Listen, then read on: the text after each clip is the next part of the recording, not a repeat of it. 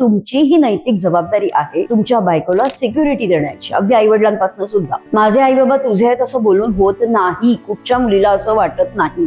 तर एखाद्या हस्बंडला एखाद्या वाईफकडनं काय एक्सपेक्टेशन असतात किंवा एखाद्या वाईफला एखाद्या हस्बंडकडनं काय एक्सपेक्टेशन असतात आपल्या मॅरेज? आता बायकोला मिनिमम अपेक्षा असते की त्यांनी मला समजून घ्यावं. ते इनिशियली छोट्या छोट्या गोष्टींचं अप्रिसिएशन करणं ही तुझी जबाबदारी आहे बिंग अ नवरा. कारण तू जर मला अशा प्रकारे व्हॅल्यू आणि रिस्पेक्ट दिलास तरच तुझ्या घरातले त्यांना तो मेसेज जातोय की माझी बायको, तिला रिस्पेक्ट मिळाला पाहिजे घरात. नवऱ्याच आई वडिलांच्या इन्फ्लुएन्स खाली ममाज बॉय म्हणून असेल तर तो काय इनिशिएटिव्ह घेणार, तो काय करेल. आता मुलांचं म्हणाल, त्यांची अशी अपेक्षा असते की थोडासा घरामध्ये शांतता आणणारी ऍडजस्टमेंट तू लवकरात लवकर कर. म्हणजे घरामध्ये शांतता आहे. माझे आई वडील फार काही कटकट आहेत असं नाही, पण ते जे सांगतात ते जरा फॉलो तर कर ना, बाकी मी तुझाच आहे. So they just want her to adapt to new things. आणि बाकी तू बेडरूम मध्ये मला कंप्लेंट वगैरे काही असं काही फार नको करू, अशी त्यांची अपेक्षा असते. होत नाही तसं, पण ती अपेक्षा असते.